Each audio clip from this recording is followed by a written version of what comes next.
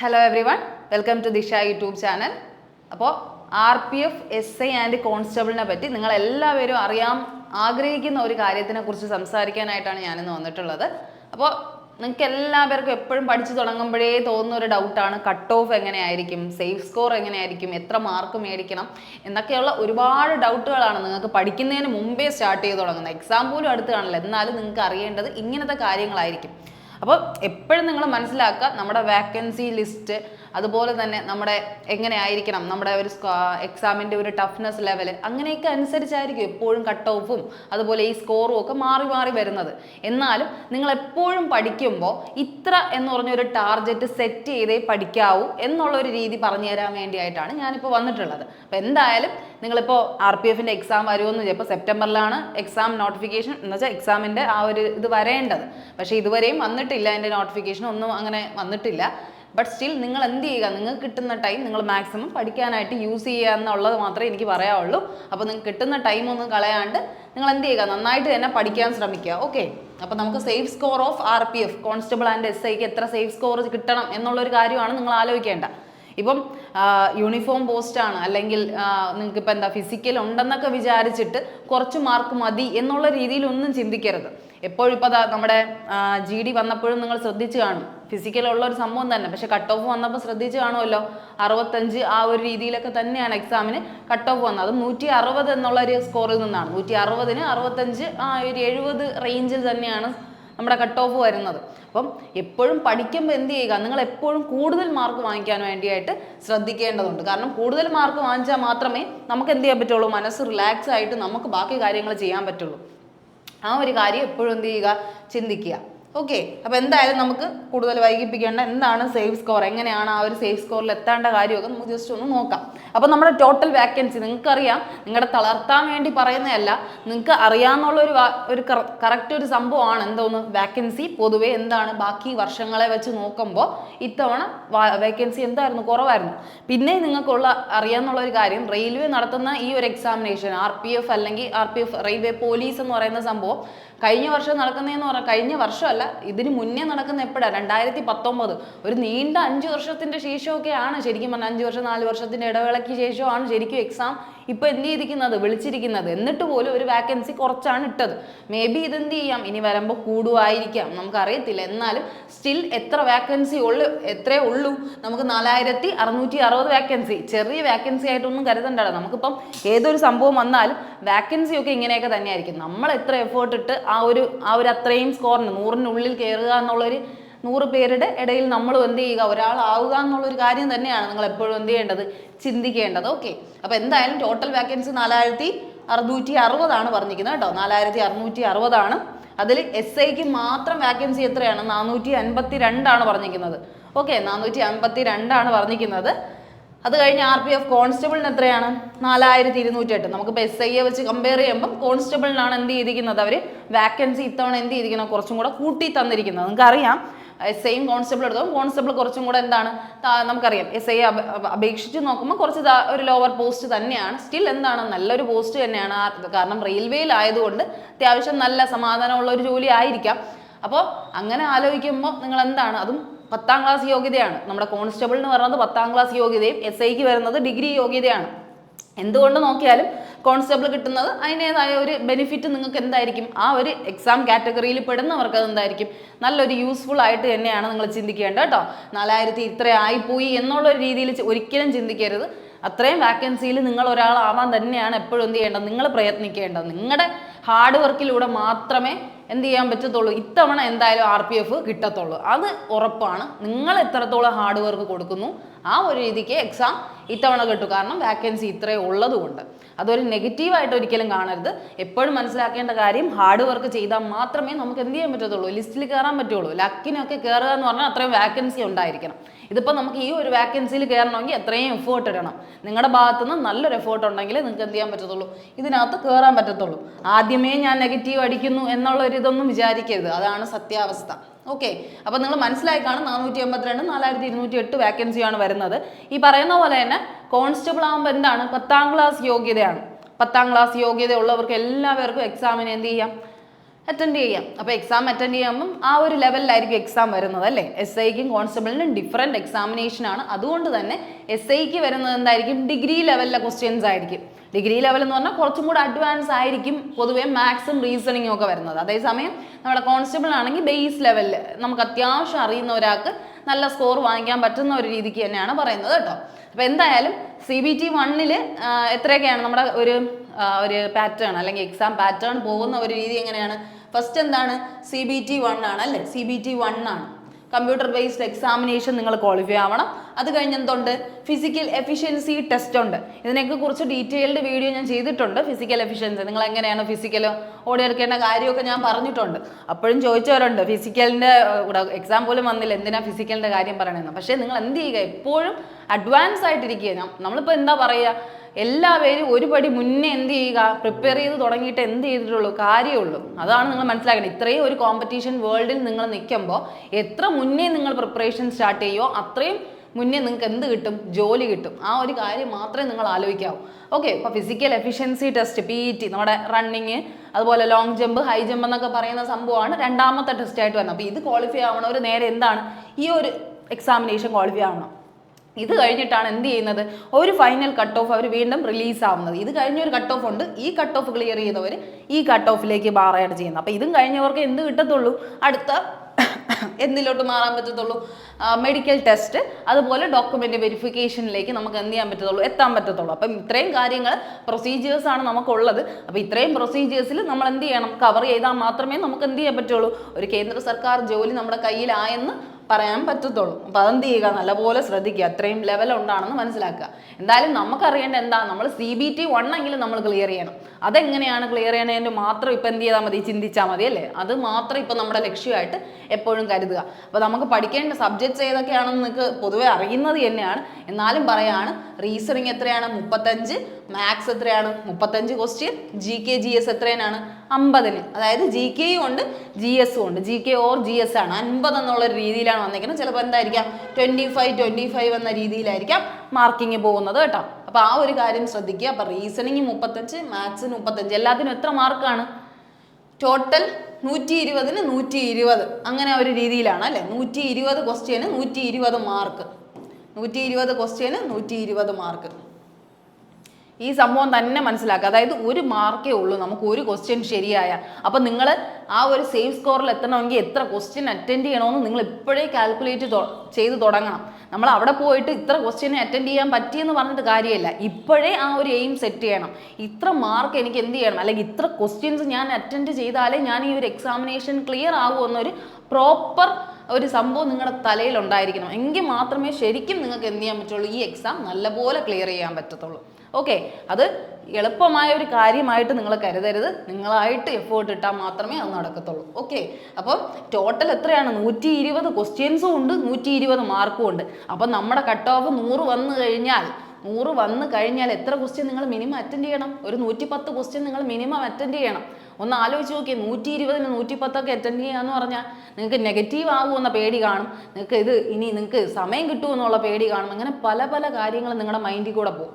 Okay, പക്ഷെ നമ്മൾ എന്ത് ചെയ്യണം, ഇത്രയും ടൈം നമ്മുടെ മുന്നിലുണ്ട്. ആ ടൈമിനുള്ളിൽ നിങ്ങൾ എത്രത്തോളം എഫേർട്ട് ഇട്ട് ആ ഒരു രീതിക്ക് എത്തുന്നു, ആ ഒരു പാറ്റേൺ അനുസരിച്ച് നിങ്ങൾ പോകുന്നു എന്നുള്ളൊരു കാര്യമാണ് നിങ്ങൾ എന്ത് ചെയ്യേണ്ടത്, എപ്പോഴും ശ്രദ്ധിക്കേണ്ടത്. അപ്പോൾ ഇവിടെ ആലോചിക്കുക, നെഗറ്റീവ് മാർക്കിംഗ് എങ്ങനെയാണ്, 1/3 ആണ്. ഒരു ക്വസ്റ്റ്യൻ ശരിയായാൽ 1 മാർക്ക്, ഒരു ക്വസ്റ്റ്യൻ ശരിയായ 1 മാർക്കും. അതേസമയം തെറ്റാവുമ്പോൾ എങ്ങനെയാണ്, 3 ക്വസ്റ്റ്യൻ തെറ്റുമ്പോൾ നിങ്ങൾക്ക് 1 മാർക്ക് പോവുകയാണ്. 3 ക്വസ്റ്റ്യൻ തെറ്റുമ്പോൾ 1 മാർക്ക് നിങ്ങളുടെ കയ്യിൽ നിന്ന് പോവുകയാണ്. അപ്പം നിങ്ങൾ കഷ്ടപ്പെട്ട് ഇപ്പം കറക്കി കുത്തിയാലും നിങ്ങൾ വാങ്ങിച്ച 1 മാർക്ക് എന്ത് ചെയ്തു, ശരിയായി കഴിഞ്ഞാൽ നിങ്ങൾ 3 ക്വസ്റ്റ്യൻ അറിഞ്ഞുകൊണ്ട് തെറ്റിച്ച് കഴിഞ്ഞാൽ എന്ത് സംഭവിക്കും, ആ 1 മാർക്ക് പോയില്ലേ. അപ്പം അങ്ങനെ എങ്ങനെയൊക്കെ ക്വസ്റ്റ്യൻസിന് അപ്രോച്ച് ചെയ്താലേ നിങ്ങൾക്ക് മാർക്ക് കിട്ടുകയുള്ളൂ എന്ന് നിങ്ങൾക്ക് നല്ല ഒരു ഐഡിയ ഉണ്ടായിരിക്കണം. ഇനി ടൈം എത്രയാണ്, 90 മിനിറ്റ്സ് ആണ്, 1.5 മണിക്കൂറാണ്. 1.5 മണിക്കൂർ സമയമുണ്ട് 120 ക്വസ്റ്റ്യൻ ചെയ്യാനായിട്ട്. ഓക്കെ, 120 ക്വസ്റ്റ്യന് 90 മിനിറ്റ് ആണ് വരുന്നത് കേട്ടോ, 90 മിനിറ്റ് ആണ് വരുന്നത്. ഓക്കെ, അപ്പം നിങ്ങൾ മനസ്സിലാക്കുക എവിടെയാണ് നിങ്ങൾ സ്കോർ ചെയ്യേണ്ടതെന്ന് ഇപ്പോൾ തന്നെ ഒരു ഐഡിയ ഉണ്ടാക്കണം. അതായത് റീസണിങ്ങിൽ 35 എങ്കിലും നിങ്ങൾ മാക്സിമം സ്കോർ ചെയ്യണം. ഒരു 33 എങ്കിലും സ്കോർ ചെയ്യാനുള്ള രീതിയിൽ നിങ്ങൾ റീസണിങ്, നിങ്ങളുടെ ലോജിക്കൽ, നിങ്ങളുടെ മെൻ്റൽ എബിലിറ്റി അത്രത്തോളം നിങ്ങൾ പ്രിപ്പയർ ചെയ്ത് വെക്കണം. ഓക്കെ, റീസണിംഗ് ഒക്കെ നമുക്ക് ഈസി ആയിട്ട് സ്കോർ ചെയ്യാമെന്നുള്ളതേ ഉള്ളൂ. പക്ഷെ എന്ത് ചെയ്യണം, നല്ലപോലെ ക്വസ്റ്റ്യൻസ് വർക്കൗട്ട് ചെയ്ത് സ്പീഡ് ഉണ്ടാക്കണം. ആ ഒരു കാര്യമാണ് നിങ്ങൾ ശ്രദ്ധിക്കേണ്ട. മാത്സിൻ്റെ കാര്യം എടുക്കുമ്പോൾ മാത്സ് എന്ത് ചെയ്യണം, വീക്കായിട്ടുള്ള ഒരുപാട് പേരുണ്ട്, അല്ലെങ്കിൽ അതേപോലെ സ്ട്രോങ്ങർ ആയിട്ടുള്ളവരും ഉണ്ട് അല്ലേ. മാത്സിൻ്റെ കാര്യത്തിൽ 2 തട്ടിൽ നിൽക്കുന്ന ആൾക്കാരായിരിക്കും ഉള്ളത്. ഒന്നും അറിയാത്തവരും കാണും, അല്ലെങ്കിൽ കുറേയൊക്കെ അറിയുന്നവരും ആയിരിക്കും ഉള്ളത്. അപ്പോൾ അതെന്ത് ചെയ്യുക, ബാലൻസ് ചെയ്ത് എത്ര എഫേർട്ട് ഇട്ടാൽ ഞാൻ ആ ഒരു രീതിയിൽ എത്തും എന്നുള്ള രീതിയിലേക്ക് മാറണം നിങ്ങൾ. അത് PYQ സെക്ഷനിലൂടെയോ അല്ലെങ്കിൽ ഇപ്പം എന്ത് ചെയ്യുക, ബുക്കുകൾ വായിച്ച് പഠിക്കുകയോ അല്ലെങ്കിൽ നിങ്ങൾ യൂട്യൂബ് റെഫർ ചെയ്ത് പഠിക്കുകയോ എങ്ങനെ ആയാലും നിങ്ങൾ എന്ത് ചെയ്യുക, പ്രോപ്പറായിട്ടൊരു സിസ്റ്റം, മാത്സിൻ്റെ സിസ്റ്റം ബേസ് തൊട്ട് സെറ്റ് ചെയ്തില്ലെങ്കിൽ നിങ്ങൾക്ക് നല്ല മാർക്ക് കിട്ടത്തില്ലടാ. നമ്മൾ എത്രയൊക്കെ പ്രതീക്ഷ, നമ്മളിപ്പോൾ എത്ര ക്വസ്റ്റ്യൻസ് അറ്റൻഡ് ചെയ്താലും നിങ്ങളുടെ ആ ഒരു ഐഡിയ, നിങ്ങളുടെ ആ ഒരു കോൺസെപ്റ്റ് അതിലേക്ക് എത്തിയില്ല എന്നുണ്ടെങ്കിൽ മാത്സിൽ മാർക്ക് കിട്ടാൻ ഭയങ്കര പാടാണ്. ഓക്കെ, അപ്പോൾ ഒരു ഐഡിയ കിട്ടിക്കഴിഞ്ഞാൽ നിങ്ങൾക്ക് കിട്ടാൻ ആ മാർക്ക് പോലെ എത്ര ഈസി വേറൊരു സെക്ഷനും കാണത്തില്ല. ഷുവർ ഷോട്ട് സെക്ഷനായിട്ട് മാത്സ് പറയുന്ന എത്രയോ ആൾക്കാരുണ്ട്. അതാണ് നിങ്ങൾ വിചാരിക്കേണ്ടത്. നിങ്ങൾക്കത് പാടെന്ന് വിചാരിക്കുമ്പോൾ ചുറ്റുമുള്ളവർക്ക് എന്താണ് അതിലാണ് 35-ൽ ഞാൻ 30 വാങ്ങിക്കുമെന്ന് ഉറപ്പുള്ള എത്രയോ പേരുണ്ടെന്നറിയാമോ. അപ്പോൾ ആ ഒരു ലെവലിലേക്ക് നിങ്ങൾ എന്ത് ചെയ്യുക, എത്താനായിട്ട് വേണം നിങ്ങൾ ഈ ഒരു ടൈം കൊണ്ട് ശ്രദ്ധിക്കേണ്ട. എവിടെയാണോ നിങ്ങളുടെ സ്ട്രോങ്ങർ, നിങ്ങൾ സ്ട്രോങ് എവിടെയാണെന്ന് ആലോചിക്കുക ആദ്യം. ആ സ്ട്രോങ് പോയിന്റിനെ കുറച്ച് നാളത്തേക്ക് എന്ത് ചെയ്യുക, കുറച്ചൊന്ന് ഡിം ചെയ്ത് വെക്കുക. നിങ്ങളിപ്പോൾ ഇതിൽ ഒന്നിലും സ്ട്രോങ് അല്ല എന്ന് പറയാൻ പറ്റത്തില്ല. എവിടെയെങ്കിലും നിങ്ങൾക്ക് എന്തെങ്കിലും ഒരു സ്പീഡ് കാണും. നിങ്ങൾ ഒരു ടെസ്റ്റ് ചെയ്തപ്പോൾ നിങ്ങൾക്ക് മനസ്സിലാവും ഞാൻ ഇതിൽ കുറച്ചെങ്കിലും ഒന്ന് എന്താണ് എക്സ്ട്രാ ഞാൻ ഓക്കെ ആണ് എന്ന് തോന്നുന്നതിൽ നിങ്ങൾ കുറച്ച് സമയം കൊടുത്തിട്ട് നിങ്ങളുടെ സ്ട്രോങ്ങർ സെക്ഷൻ ഒന്ന് എന്ത് ചെയ്യുക, കുറച്ച് നാളത്തേക്ക് ഒന്ന് ഡിം ചെയ്യുക. ഡിം ചെയ്യുക എന്ന് പറഞ്ഞാൽ എക്സാം അടുക്കാറാവുമ്പോൾ നിങ്ങൾക്ക് അതെന്ത് ചെയ്യുക, റിഫ്രഷ് ചെയ്ത് കൊണ്ടുവരാം. പക്ഷേ അതിന് വരെ എന്ത് ചെയ്യുക, ഒന്ന് നിങ്ങളെന്ത് താഴ്ത്തിയിട്ട് നിങ്ങളിപ്പോൾ GK ഒന്നും അറിയാത്ത ഒരാളാണെങ്കിൽ എന്ത് ചെയ്യുക, അതിന് വേണ്ടി കുറച്ചുകൂടെ എന്ത് ചെയ്യുക, ടൈം സ്പെൻഡ് ചെയ്യാൻ ശ്രമിക്കുക. ഓക്കെ, ആ ഒരു രീതിക്ക് എന്ത് ചെയ്യണം, നിങ്ങൾ മാറ്റി തുടങ്ങണം. GKയും GSനും എന്തുണ്ട്, general science, physics, chemistry, biology അതിനും ഇമ്പോർട്ടൻ്റ് ഉണ്ട്. അപ്പോൾ അതനുസരിച്ച് നിങ്ങൾ എന്ത് ചെയ്യുക, കുറച്ചും കൂടെ അതിൻ്റെ കാര്യങ്ങൾ ഞാൻ പറയാം. അപ്പോൾ അതൊന്നും കുറച്ചും കൂടെ ഒന്ന് ശ്രദ്ധിക്കുക. ഓക്കെ, അപ്പോൾ ഇങ്ങനെയാണ് ആ ഒരു മാർക്കിങ് വരുന്നത്. ഈ ഒരു മാർക്കിങ്ങിൽ എത്ര മാർക്ക് കിട്ടണം എന്നുള്ള ഒരു കാര്യമാണ് ഈ പറയുന്നത്. ഈ ഒരു മാർക്ക് കാണുമ്പോഴേ ഇത് ചുമ്മയാണ്, അല്ലെങ്കിൽ ഇത് ഇത്രയൊന്നും കിട്ടാൻ പോകുന്നില്ല, അല്ലെങ്കിൽ ഇത്രയൊന്നും അല്ല വരാൻ പോകുന്നത് എന്നൊക്കെ ഒരുപാട് പേര് പറയാം. പക്ഷെ ഞാൻ എപ്പോഴും പറയുന്നത് ടാർഗറ്റ് സ്കോർ എപ്പോഴും എന്ത് ചെയ്യുക, ഒരു പടിയെങ്കിലും മുന്നോട്ട് വെച്ചാൽ മാത്രമേ നിങ്ങൾക്ക് അതിൻ്റെ ഏറ്റവും അടുത്തെങ്കിലും എത്താൻ പറ്റത്തുള്ളൂ. നിങ്ങൾ വിചാരിക്കുന്ന പോലെ ആയിരിക്കില്ല മാർക്കിങ് വരുന്നത്. നിങ്ങൾ വിചാരിക്കും അല്ലെങ്കിൽ എന്താ ഫിസിക്കൽ ഉള്ളതുകൊണ്ട് അവിടെ ആയിരിക്കും മാർക്ക് കൂടുതൽ. അങ്ങനെയൊന്നും അല്ല. നിങ്ങൾ എപ്പോഴും റിട്ടേൺ എഴുതി കിട്ടുന്ന മാർക്ക് സേഫ് ആയിട്ടുണ്ടോ, നിങ്ങൾ എന്ത് ചെയ്യും, ക്വാളിഫിക്കേഷൻ എന്തായാലും അവർ പറയുന്ന ആ ഒരു കട്ട് ഓഫിന് മേളിലെത്തിയെങ്കിലും മാത്രമേ നിങ്ങൾ എന്ത് ചെയ്യത്തുള്ളൂ, ഏതൊരു എക്സാം ആയാലും വിജയിക്കുകയുള്ളൂ. ഇപ്പോൾ എന്താണ്, നിങ്ങളൊരു മാർക്കിന് ബ്രിമ്മിൽ നിങ്ങളിപ്പോൾ എന്തായി, ഞാൻ കട്ട് ഓഫ് ക്ലിയർ ആയേ എന്നുള്ള രീതിയിലാവരുത്. ഞാൻ കട്ട് ഓഫിനേക്കാൾ ഇത്ര മാർക്ക് കൂടുതൽ വാങ്ങിച്ചു എന്ന് വാങ്ങിക്കണം. ഞാൻ കട്ട് ഓഫിൻ്റെ അടുത്തെന്ന് ഞാൻ എങ്ങനെയൊക്കെ പാസ്സായി, അങ്ങനെയല്ല. എപ്പോഴും കൂടുതൽ സ്കോർ ചെയ്യാനേ നോക്കുക. ഒരിക്കലും ഞാൻ എൻ്റെ അടുത്തെത്തി ഞാൻ സ്കോർ ചെയ്തു എന്ന് അങ്ങനെ പറഞ്ഞിട്ട് കാര്യമില്ല, പ്രത്യേകിച്ചും ഡിഫൻസ് പോസ്റ്റുകളിൽ. കാരണം റണ്ണിങ്ങിന് വരുമ്പോൾ അല്ലെങ്കിൽ ഇപ്പോൾ നിങ്ങളുടെ ഫിസിക്കൽ കഴിയുമ്പോൾ നിങ്ങൾ എന്ത് ചെയ്യും, ആ ബ്രഹ്മിൽ നിൽക്കുന്നവരെല്ലാം മാക്സിമം എന്ത് ചെയ്യും, ഔട്ടായി പോവും. സ്വാഭാവികമാണ്, അതുള്ള വാസ്തവമായ ഒരു കാര്യമാണ്. അപ്പം നിങ്ങൾ മാക്സിമം ആ ടാർഗറ്റ് സെറ്റ് ചെയ്ത് നന്നായി പഠിക്കാൻ ശ്രമിക്കുക. ഇപ്പം ഈ പറയുന്ന കോൺസ്റ്റബിളിന് ഇപ്പം ഇതിൻ്റെ കമൻറ്റ് സെക്ഷൻ എടുത്താലും ഞാനിത് വായിക്കേണ്ടി വരുമോ, കോൺസ്റ്റബിളിനൊക്കെ 80 വരുമോടാ, ഉള്ള കാര്യമാണ്. കഴിഞ്ഞ പ്രാവശ്യത്തേക്ക് കേരളത്തിൻ്റെയൊക്കെ കട്ട് ഓഫ് എടുത്തു നോക്കിയാൽ ഒന്നാതെ ഭയങ്കര ലിറ്ററേച്ചർ സ്റ്റേറ്റാണ് നമ്മുടെ കേരളം എന്ന് പറയുന്നത്. അവിടെ നല്ല പഠിക്കുന്ന ആൾക്കാർ മാത്രമേ ചിലപ്പോൾ കാണും. നിങ്ങളെ ചുറ്റും നോക്കുമ്പോൾ അയ്യോ എല്ലാവരും ഈ തരം, അങ്ങനെയല്ല. ശരിക്കും പറഞ്ഞാൽ നല്ല പഠിക്കുന്ന ഒരുപാട് പേരുണ്ട്. അപ്പം അവരുടെ ഇടയിലാണ് നിങ്ങളുടെ കോമ്പറ്റീഷൻ. അല്ല നിങ്ങളുടെ കൂടെ ഒരു ക്ലാസ്സിൽ ഇരിക്കുന്നവരോ അല്ലെങ്കിൽ നിങ്ങളുടെ ഒരു ഇൻസ്റ്റിറ്റ്യൂട്ടിൽ പഠിക്കുന്നോ അത്ര പേരല്ല നിങ്ങളുടെ കോമ്പറ്റീഷൻ. നിങ്ങളുടെ കോമ്പറ്റീഷൻ വേൾഡ് വൈഡ് പോലെ ഇങ്ങനെ ഒരു സ്റ്റേറ്റ് മൊത്തമാണ്. ആ ഒരു രീതിക്ക് വേണം നിങ്ങൾ എപ്പോഴും ചിന്തിക്കാൻ. അങ്ങനെ ചിന്തിച്ചാൽ മാത്രമേ നിങ്ങൾക്ക് എന്ത് ചെയ്യാൻ പറ്റുള്ളൂ, നല്ല മാർക്ക് കിട്ടത്തുള്ളൂ. ഓക്കെ, അപ്പോൾ ശ്രദ്ധിക്കേണ്ട കാര്യം കോൺസ്റ്റബിളിന് 80 മാർക്കെങ്കിലും നിങ്ങൾ ഫിക്സ് ചെയ്യുക. ശരി തന്നെയാണ്, 70 to 80 എന്നുള്ളൊരു റേഞ്ച് ആയിരിക്കും. നിങ്ങൾ 80 എന്ന് പറഞ്ഞ് പഠിച്ചില്ലെങ്കിൽ, അതായത് ഇപ്പോൾ 80 മാർക്ക് മേടിക്കണം എന്ന് പറയുമ്പോൾ അവിടെ വരുന്ന ഒരു ടാസ്ക് എന്താ, 80 ക്വസ്റ്റ്യൻ നിങ്ങൾക്ക് ശരിയാവണമെന്നുള്ളതാണ്. 80 മാർക്ക് കിട്ടണമെങ്കിൽ അവിടെ എത്ര ക്വസ്റ്റ്യൻ ശരിയാവണം, 80 ക്വസ്റ്റ്യൻ ശരിയാവണം. 80 ക്വസ്റ്റ്യൻ 120, 80 ക്വസ്റ്റ്യൻ ശരിയാവണം. ആ 80 ക്വസ്റ്റ്യൻ ശരിയാവണമെങ്കിൽ നിങ്ങൾ എത്ര എണ്ണം അറ്റൻഡ് ചെയ്യണോടാ, ഒരു 90 എങ്കിലും അറ്റൻഡ് ചെയ്യണം. നിങ്ങൾക്ക് മനസ്സിലാവുന്നുണ്ടോ അതിൻ്റെ ആ ഒരു അത്രയും എന്താണ് അവിടെ കൊടുക്കുന്നതെന്ന് മനസ്സിലാവുന്നുണ്ടോ? 90 ക്വസ്റ്റ്യൻ അറ്റൻഡ് ചെയ്യുമ്പോഴേ നിങ്ങൾക്ക് നെഗറ്റീവ് എല്ലാം കഴിഞ്ഞിട്ടായാലും 80 മാർക്കല്ല 70-ൽ കൂടുതൽ മാർക്ക് നിങ്ങൾക്ക് കിട്ടുള്ളൂ.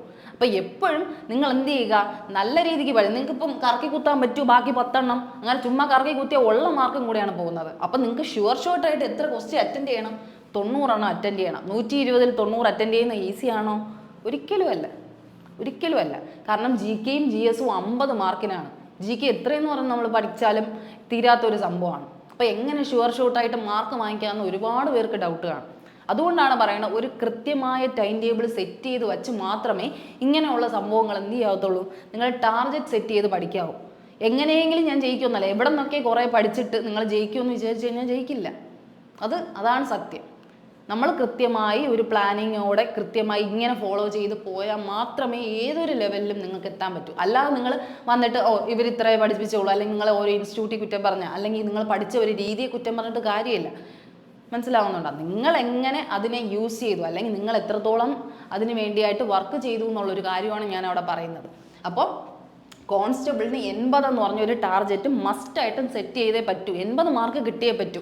നിങ്ങളതിപ്പോൾ സെക്ഷണൽ മോക്ക് ചെയ്തിട്ടായാലും അല്ലെങ്കിൽ എങ്ങനെ നോക്കിയാലും നിങ്ങൾക്ക് 80 എന്ന് പറഞ്ഞൊരു ടാർഗറ്റ് സ്കോർ നിങ്ങൾക്ക് കിട്ടിയോ? കോൺസ്റ്റബിളുകാർക്ക് കിട്ടിയിട്ടുണ്ടോ? നിങ്ങൾ അല്പമെങ്കിലും ആശ്വസിച്ചു എന്ന് ആലോചിക്കുക. നിങ്ങൾ അപ്പോഴാണ് ഒരു കവറിങ് നിങ്ങൾ കഴിഞ്ഞു എന്ന് മനസ്സിലാക്കേണ്ടത്. ഇതിൽ കൂടുതൽ സ്കോർ വാങ്ങിക്കാനേ എപ്പോഴും നോക്കാവൂ. എപ്പോഴും 80+ എന്നുള്ള രീതിക്ക് മാത്രമേ ചിന്തിക്കാവൂ. 80+ എന്നുള്ള രീതിക്ക് മാത്രമേ ചിന്തിക്കാവൂ. ഞാനിപ്പോൾ 80 പറഞ്ഞാലും 80 വരെ കിട്ടാവോ എന്നല്ല, 80+. നിങ്ങൾ 80 മിനിമം മേടിച്ചിരിക്കണം. മിനിമമാണ്, 70 അല്ല ഞാൻ പറയുന്നത്. 80 മേടിച്ചാൽ മതി. ആ ഒരു രീതിക്ക് തന്നെ എന്ത് ചെയ്യണം? പഠിക്കണം.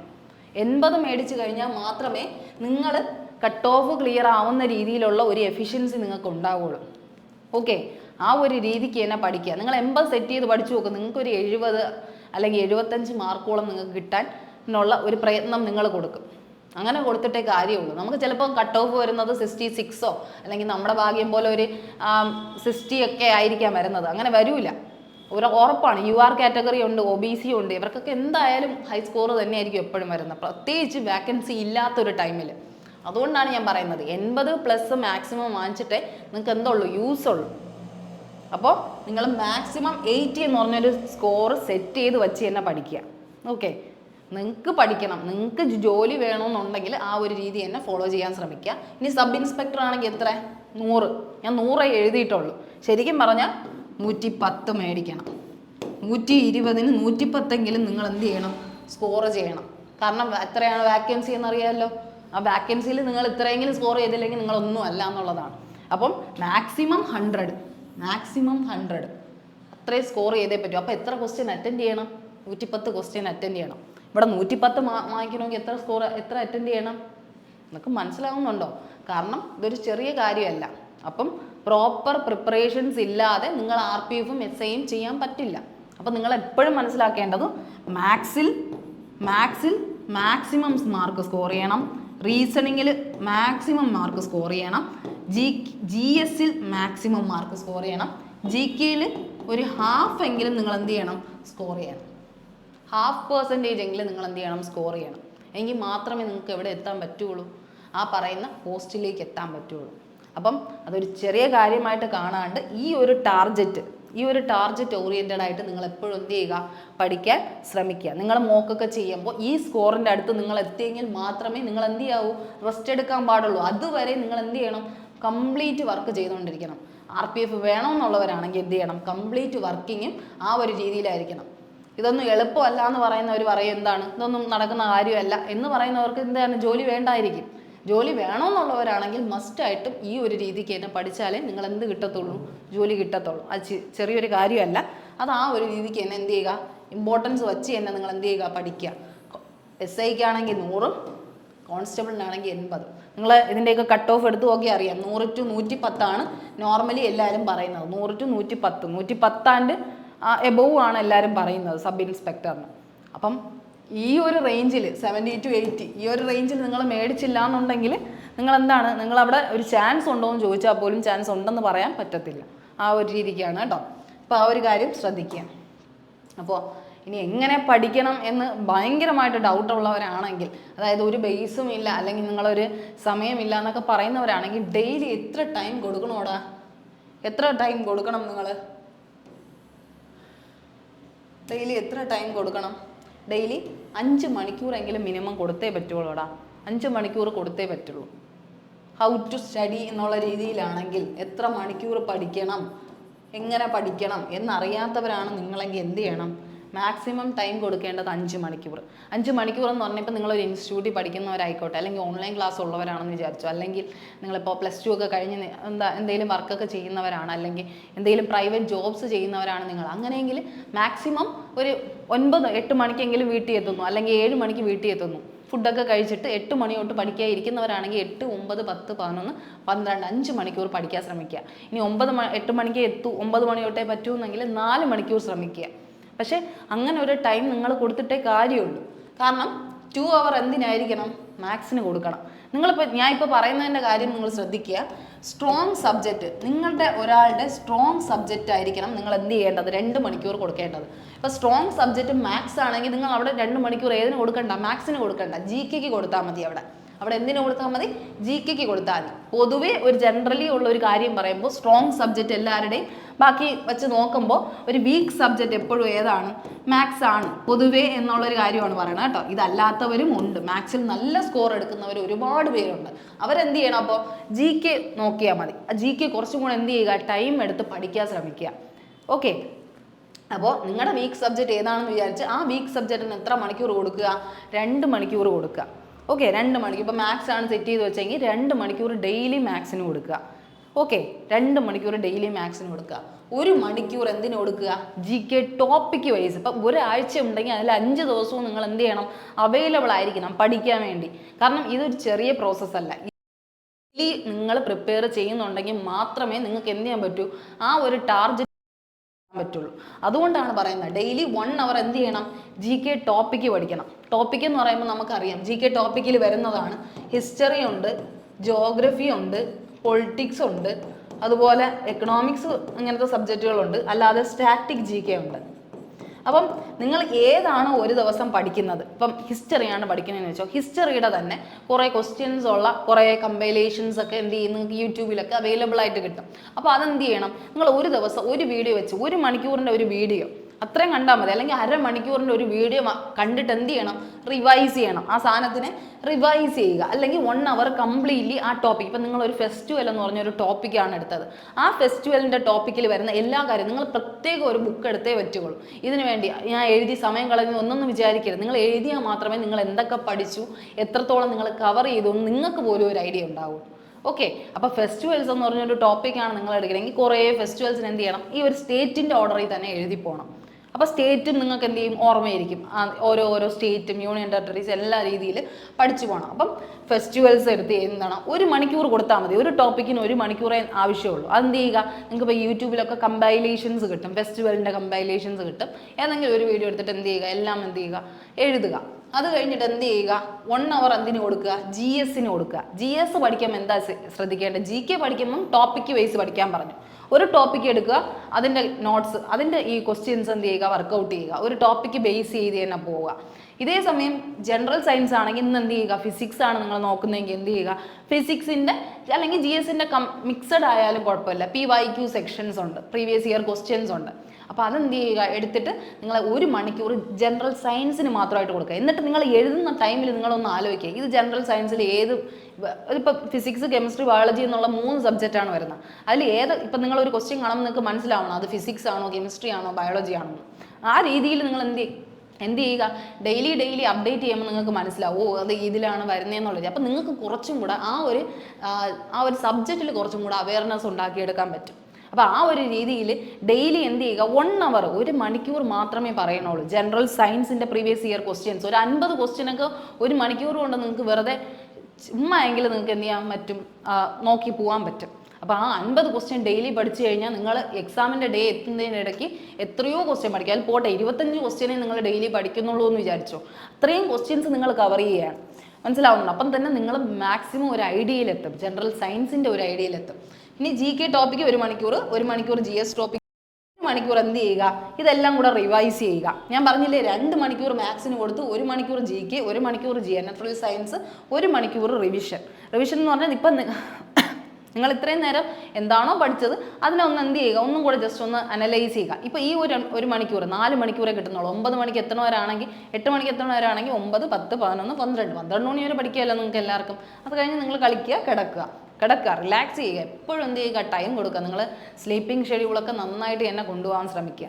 ഓക്കെ, കാരണം പിറ്റേന്നൊക്കെ ക്ലാസ് ഉള്ളവർ കാണും, അല്ലെങ്കിൽ പിറ്റേന്ന് എന്തെങ്കിലും വർക്കുള്ളവർ കാണും. അതുകൊണ്ട് ഒരുപാടൊന്നും സ്ട്രെയിൻ എടുക്കണമെന്ന് ഞാൻ പറയുന്നില്ല. ഇപ്പോഴാണെങ്കിൽ ഇപ്പം എന്ത് ചെയ്യുക, ഒരു കൃത്യമായ ഫോളോ പാറ്റേൺ ഇല്ല എന്നുണ്ടെങ്കിൽ നിങ്ങൾക്ക് എന്ത് ചെയ്യാൻ പറ്റത്തില്ല, അച്ചീവ് ചെയ്യാൻ പറ്റത്തില്ല ആ ഒരു സ്കോർ. അതുകൊണ്ടാണ് പറയുന്നത്. അപ്പം നിങ്ങൾ കുറച്ചെങ്കിലും കഷ്ടപ്പെട്ടാൽ മാത്രമേ നിങ്ങൾക്ക് എന്ത് ചെയ്യത്തുള്ളൂ, മാർക്ക് സ്കോർ ചെയ്യാൻ പറ്റത്തുള്ളൂ. അതുകൊണ്ടാണ് പറയുന്നത്. അപ്പോൾ ഈ 1 hour റിവിഷൻ ടൈം ഇല്ലാത്തവരാണെങ്കിൽ നിങ്ങൾ എന്ത് ചെയ്യുക, പിന്നെ എപ്പോഴെങ്കിലും രാവിലെ എപ്പോഴെങ്കിലും 1 മണിക്കൂർ കിട്ടുന്നെങ്കിൽ ഈ നോട്ട് എന്ത് ചെയ്യുക, ഒന്ന് ഫോണിലൊന്ന് നിങ്ങൾ സേവ് ചെയ്ത് വയ്ക്കുക. നിങ്ങൾ എഴുതി വെച്ച നോട്ട് ജസ്റ്റ് ഒന്ന് ഫോണിൽ സേവ് ചെയ്യുക. നിങ്ങൾ എപ്പോഴെങ്കിലും ഇൻ്റർവെൽ ടൈം കിട്ടുമ്പോൾ ജസ്റ്റ് ഒന്ന് എന്ത് ചെയ്യുക, റിവൈസ് ചെയ്യുക. GKയും ജനറൽ സയൻസും ജസ്റ്റ് ഒന്ന് റിവൈസ് ചെയ്യുക. അപ്പോൾ നിങ്ങൾക്ക് കുറച്ചും കൂടെ എന്ത് ചെയ്യും, അതൊന്ന് തറവ് ആവാൻ വേണ്ടിയാണ് പറയുന്നത്. നമ്മൾ നേരത്തെ എഴുതുമ്പോൾ എന്ത് ചെയ്യുക, എഴുതി പോവേ ഉള്ളൂ, പഠിച്ചു പോവുകയല്ല. നമ്മൾ എഴുതി ഇപ്പം തന്നെ കുറച്ച് ഫീഡാകും. പിന്നെ അതും കൂടെ റിവൈസ് ചെയ്യണം. റിവൈസ് ചെയ്താലേ നിങ്ങൾക്ക് അത് കറക്റ്റ്ലി നിങ്ങളുടെ മെമ്മറൈസിൽ ഇരിക്കത്തുള്ളൂ. അപ്പോൾ നിങ്ങൾ ഫോട്ടോ എടുത്ത് ജസ്റ്റ് ഒന്ന് എന്ത് ചെയ്യുക, ടൈം കിട്ടുമ്പോൾ അല്ലെങ്കിൽ ഇൻ്റർവെല്ല് കിട്ടുമ്പോൾ ഒക്കെ ജസ്റ്റ് ഒന്ന് ചുമ്മാ ഒന്ന് ഒട്ടിച്ച് നോക്കുക. ഒരു 5-6 ക്വസ്റ്റ്യൻസ് ഒക്കെ ജസ്റ്റ് ഒന്ന് നോക്കുക.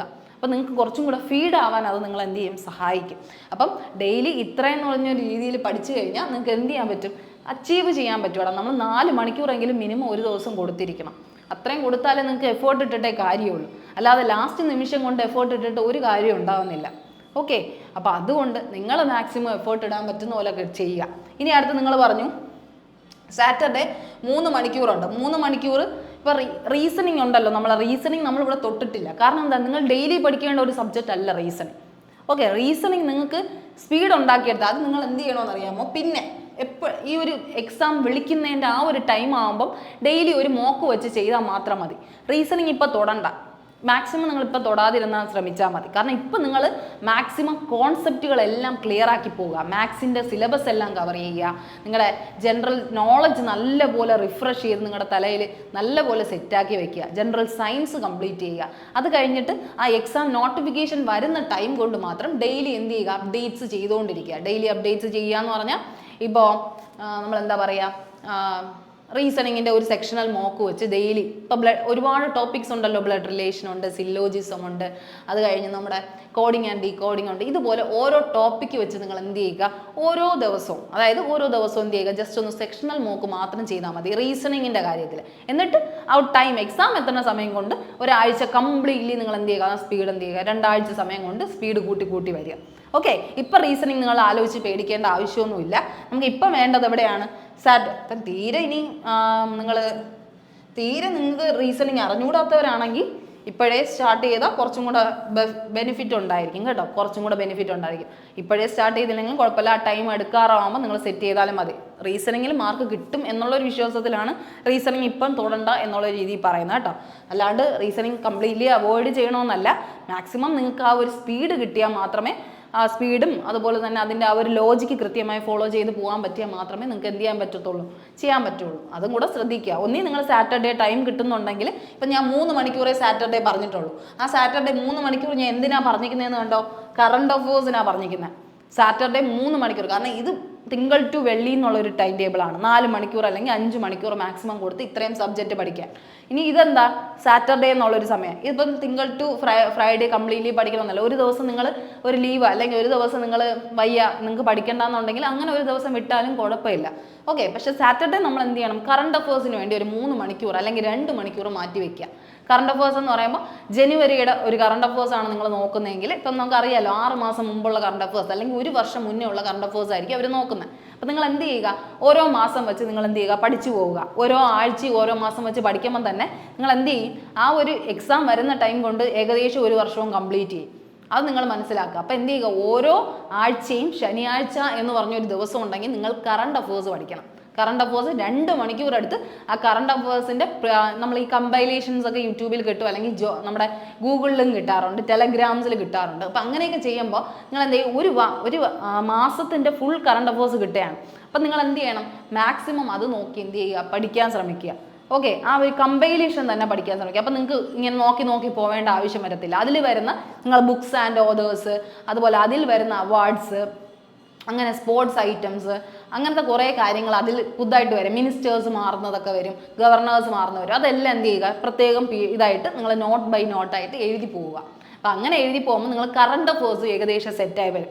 ഇത്രയും കറണ്ട് അഫേഴ്സ് ഒക്കെ പഠിക്കണോ എന്ന് വിചാരിച്ചു കഴിഞ്ഞാൽ നമുക്കറിയത്തില്ലടാ എവിടെ നിന്നാ കറണ്ട് അഫേഴ്സ് ചോദിക്കാമെന്ന് പറയാൻ പറ്റില്ല. പക്ഷെ നിങ്ങൾ കുറേ നോളജ് നിങ്ങൾക്ക് അതിൽ വന്നു കഴിഞ്ഞാൽ നിങ്ങൾക്ക് അത് ബെനിഫിറ്റേ ഉണ്ടാകും. ഒരിക്കലും ഒരു കറണ്ട് അഫേഴ്സ് കിട്ടുക എന്ന് പറഞ്ഞാൽ അതൊരു തെറ്റായ ഒരു കാര്യമായിട്ട് ചിന്തിക്കരുത്. എപ്പോഴും നമുക്ക് അതെന്തേ ഉണ്ടാവുള്ളൂ, യൂസേ ഉണ്ടാക്കുകയുള്ളൂ. അപ്പോൾ അതിനനുസരിച്ച് എന്ത് ചെയ്യുക, നിങ്ങൾ മാക്സിമം സ്കോർ നേടാൻ ശ്രമിക്കുക. ഓക്കെ, അപ്പം അത് സാറ്റർഡേ എന്ത് ചെയ്യുക, 3 മണിക്കൂർ കറണ്ട് അഫേഴ്സിന് കൊടുക്കുക. ഇനി റീസണിങ് പാടുള്ളവരാണെങ്കിൽ 1 മണിക്കൂർ, ഇതിൽ 1 മണിക്കൂർ എന്ത് ചെയ്യുക, റീസണിങ്ങിന് പോവുക. ബാക്കി സമയമൊക്കെ നിങ്ങൾ കളിച്ച് നടന്നാലും കുഴപ്പമില്ല. അല്ലെങ്കിൽ എന്ത് ചെയ്യുക, നന്നായിട്ട് പഠിക്കുന്നവരാണ് നിങ്ങളെങ്കിൽ ഇതിനെക്കാളും കൂടുതൽ സമയം എടുത്ത് പഠിച്ചാലും ഒരു ബുദ്ധിമുട്ടും ഇല്ല. കാരണം എത്രത്തോളം പഠിക്കുന്നോ അത്രത്തോളം നിങ്ങളുടെ ചാൻസ് അവിടെ കൂടുകയാണെന്ന് മനസ്സിലാക്കുക. പിന്നെ ഇനി എന്താ മനസ്സിലാക്കേണ്ടത്, സാറ്റർഡേ എന്ത് ചെയ്യുക, സൺഡേ ഞാൻ ഉൾപ്പെടുത്തിയിട്ട് കൂടിയില്ല. കാരണം സൺഡേ പഠിക്കുന്നവരുണ്ട്. ഇനി സൺഡേ എവിടെയെങ്കിലും നിങ്ങൾ അത്രയും റിലാക്സ്ഡ് ആയിരിക്കട്ടെ എന്ന് വിചാരിച്ചിട്ടാണ് സൺഡേ കൂട്ടാത്ത. സാറ്റർഡേ എന്ത് ചെയ്യുക, സെക്ഷണൽ മോക്ക് ചെയ്യണം. അതായത് നിങ്ങൾ ഈ ഒരാഴ്ച പഠിച്ച സംഭവങ്ങളുണ്ടല്ലോ, ഇപ്പം നിങ്ങൾ GK മാത്സ് പഠിച്ചു, മാത്സിൽ നിങ്ങൾ പഠിച്ചത് ഇപ്പം ഏതെങ്കിലും ഒരു ചാപ്റ്റർ ബേസ് ആയിട്ടാണ് പഠിച്ചതെങ്കിൽ നിങ്ങൾ എന്ത് ചെയ്യുക, ഇപ്പം ടൈം ആൻഡ് ഡിസ്റ്റൻസ് ആണ് പഠിച്ചത്, അല്ലെങ്കിൽ നിങ്ങൾ ഒരു റേഷ്യോ ആൻഡ് പ്രൊപ്പോർഷൻ ആണ് പഠിച്ചത്, അതിൻ്റെ എന്ത് ചെയ്യുക, സെക്ഷണൽ മോക്ക് അറ്റൻഡ് ചെയ്യണം. ഓക്കെ, സെക്ഷണൽ മോക്ക് എന്താണോ ഈ ഒരാഴ്ച കൊണ്ട് നിങ്ങൾ കവർ ചെയ്തത് അതിൻ്റെ സെക്ഷണൽ മോക്ക് എന്ത് ചെയ്യുക, ചെയ്യാൻ നോക്കുക. കാരണം നിങ്ങൾ പഠിച്ചതിൽ എന്തെങ്കിലും ബലം ഉണ്ടാവണമല്ലോ. അപ്പോൾ ആ പഠിച്ച ടോപ്പിക്കിൻ്റെ സെക്ഷണൽ മോക്ക് എടുത്ത് ആ ക്വസ്റ്റ്യൻസും കൂടെ വർക്കൗട്ട് ചെയ്ത് പോയാൽ മാത്രമേ നിങ്ങൾ എന്ത് ചെയ്യത്തുള്ളൂ, പെർഫെക്റ്റ്ലി അതിന് ഫിറ്റ് ആവത്തുള്ളൂ. മാത്സ് പഠിക്കാനൊക്കെ കിരണിൻ്റെ ബുക്ക് നല്ലതാണ്, കിരൺസിൻ്റെ റെയിൽവേയുടെ ബുക്ക് നല്ലതാണ് കേട്ടോ. കിരൺസിൻ്റെ റെയിൽവേ ബുക്ക് നല്ലതാണ്. അത് കഴിഞ്ഞ് നമ്മൾ ഈ പറയുന്ന പോലെ തന്നെ രാകേഷ് യാദവിൻ്റെയൊക്കെ ബുക്കുകൾ നല്ലതാണ് കേട്ടോ. രാകേഷ് യാദവിൻ്റെ റെയിൽവേയുടെ തന്നെ ഫോക്കസ് ചെയ്ത് പഠിക്കുക, റെയിൽവേയുടെ തന്നെ ഫോക്കസ് ചെയ്ത് പഠിച്ചാൽ മതി കേട്ടോ. രാകേഷ് യാദവിൻ്റെയും പിന്നെ കിരൺസിൻ്റെയൊക്കെ ബുക്ക് പഠിച്ചു കഴിഞ്ഞാൽ അത്യാവശ്യം നിങ്ങൾക്ക് നല്ല സ്കോർ ഉണ്ടാക്കാൻ പറ്റും. അപ്പോൾ ആ ഒരു രീതിക്ക് പഠിക്കുക. പിന്നെ പിനാക്കിളിൻ്റെ PYQ സെക്ഷൻ അറ്റൻഡ് ചെയ്യുന്നത്. ഇപ്പോൾ പിനാക്കിളിൻ്റെ ഒരു ബുക്കാണ് നിങ്ങൾ വാങ്ങിച്ചെങ്കിൽ നിങ്ങൾ മാത്സ് സെക്ഷൻ സിലബസ് കവർ ചെയ്തു, അതായത് റേഷ്യോ ആൻഡ് പ്രൊപ്പോർഷനും നമ്പർ സിസ്റ്റവും ഒരാഴ്ച കൊണ്ട് കവർ ചെയ്തു. അപ്പോൾ അതിൻ്റെ ക്വസ്റ്റ്യൻസ് നിങ്ങൾ എന്ത് ചെയ്യണം, നമ്മുടെ പിനാക്കിളിൽ നോക്കിയിട്ട് എന്ത് ചെയ്യുക, ക്വസ്റ്റ്യൻസ് വർക്കൗട്ട് ചെയ്യുക. ഒരു ദിവസം മൊത്തം എടുത്ത്, സാറ്റർഡേ മൊത്തം എടുത്ത് അത് ചെയ്യുക. ഓക്കെ, ഇപ്പോൾ GS ഏതെങ്കിലും ടോപ്പ്, GS നമുക്ക് നോക്കേണ്ട കാര്യമില്ല. GK എന്താണ്, GK നിങ്ങളിപ്പോൾ ഫെസ്റ്റിവലാണ് നോക്കിയെങ്കിൽ അതിൻ്റെ ഒരു സെക്ഷണൽ മോക്ക് ചെയ്യുക. ഓക്കെ, ഇങ്ങനെയൊക്കെ ചെറിയ ചെറിയ കാര്യങ്ങൾ നിങ്ങളായിട്ട് ചെയ്ത് തുടങ്ങിയാൽ കഴിഞ്ഞാൽ മാത്രമേ എന്ത് ചെയ്യത്തുള്ളൂ, നിങ്ങൾക്ക് നല്ലൊരു സ്കോർ കിട്ടത്തുള്ളൂ. പിന്നെ എന്ത് ചെയ്യുക, ഈ ഒരു ഫുൾ കംപ്ലീറ്റ് മോക്ക് എടുക്കണമെങ്കിൽ സൺഡേ സമയം ഉള്ളവരാണെങ്കിൽ 1 മണിക്കൂർ, നിങ്ങൾ 1 മണിക്കൂർ വേസ്റ്റ് ചെയ്യണതിൽ ഒരു പ്രശ്നവുമില്ല. 1 മണിക്കൂർ എന്ത് ചെയ്യുക, നിങ്ങൾ അങ്ങ് ഫുൾ മോക്ക് പഠിക്കുക. എല്ലാ സബ്ജക്റ്റും ഉൾപ്പെടെയുള്ള മോക്ക് എന്ത് ചെയ്യുക. അപ്പം നിങ്ങൾ കുറച്ചും കൂടെ എന്താവും, കോൺഫിഡൻ്റ് ആവും. നിങ്ങൾ എത്ര മാർക്ക് കിട്ടുന്നു, ആദ്യം എത്ര കിട്ടി, പിന്നെ എത്ര കിട്ടുന്നു എന്നുള്ള രീതിയിലേക്ക് ലെവലപ്പ് ചെയ്ത് വരാൻ നിങ്ങൾ എപ്പോഴും ശ്രമിക്കുക. അപ്പം ഞാൻ എപ്പോഴും പറയുന്നതാണ്, ഇത്രയും ഈ ഒരു രീതിയിലെങ്കിലും നിങ്ങൾ പഠിച്ചില്ല എന്നുണ്ടെങ്കിൽ നിങ്ങൾക്ക് ആ ഒരു ടാർഗറ്റിൽ എത്താൻ പറ്റത്തില്ല. അത്രേ ഉള്ളൂ. ആ ഒരു രീതിക്ക് എന്ത് ചെയ്യുക, നിങ്ങൾ വേണം എന്ന് വിചാരിച്ച് എപ്പോഴും എന്ത് ചെയ്യുക, വർക്ക് ചെയ്യാൻ ശ്രമിക്കുക. അപ്പോൾ ഇത്രയൊക്കെ പറഞ്ഞ് നിങ്ങൾ വെറുതെ മുഷിപ്പിക്കുന്നതോ അല്ലെങ്കിൽ നിങ്ങൾക്ക് ഒരു നെഗറ്റീവ് അടിക്കണമെന്ന് വിചാരിച്ച് പറയുന്നതല്ല. നിങ്ങളായിട്ട് എഫേർട്ട് ഇട്ടാൽ മാത്രമേ നിങ്ങൾക്ക് എന്ത് ചെയ്യത്തുള്ളൂ, ഒരു എൻഡ് പ്രോഡക്റ്റ് നിങ്ങളുടെ കയ്യിൽ നിന്ന് കിട്ടണമെങ്കിൽ നിങ്ങൾ അതിനനുസരിച്ച് വർക്ക് ചെയ്യണം. ഓക്കെ, അപ്പോൾ അതനുസരിച്ച് നന്നായിട്ട് വർക്ക് ചെയ്യാൻ പറ്റട്ടെ എന്ന് തന്നെ ഞാൻ ആഗ്രഹിക്കുന്നു. അപ്പോൾ നിങ്ങൾ എന്ത് ചെയ്യുക, ഈ ഒരു പാറ്റേൺ സെറ്റ് ചെയ്ത് മാക്സിമം നിങ്ങൾ എങ്ങനെയാണോ ഫോളോ അപ്പ് ചെയ്ത് പോകുന്നത് ആ രീതിക്കും പഠിച്ചോളൂ, കുഴപ്പമില്ല. പക്ഷേ ഒരു വർക്കിംഗ് നിങ്ങൾ എന്ത് ചെയ്യണം, കംപ്ലീറ്റ്ലി സ്റ്റാർട്ട് ചെയ്യണം. ഇനി ടൈം ഇല്ല എന്ന് വിചാരിച്ച് തന്നെ തുടങ്ങിക്കോണം. കാരണം ഇത്രയും മാർക്ക് കിട്ടാൻ അത്ര ഈസി അല്ല. അപ്പോൾ അതിന് വേണ്ടിയായിട്ട് നിങ്ങൾ കംപ്ലീറ്റ് 100% കൊടുത്ത് എന്ത് ചെയ്യുക, പഠിക്കുക. നിങ്ങൾ ഒരു ജോലിയിൽ എന്ത് ചെയ്യുക, ഉടനെ തന്നെ കയറാൻ ശ്രമിക്കുക. ഓക്കെ, അപ്പോൾ ആ ഒരു രീതിയിൽ പഠിക്കുക നന്നായിട്ട്. എന്തായാലും എല്ലാവർക്കും നല്ലൊരു ദിവസം ആശംസിക്കുന്നു. Thank you.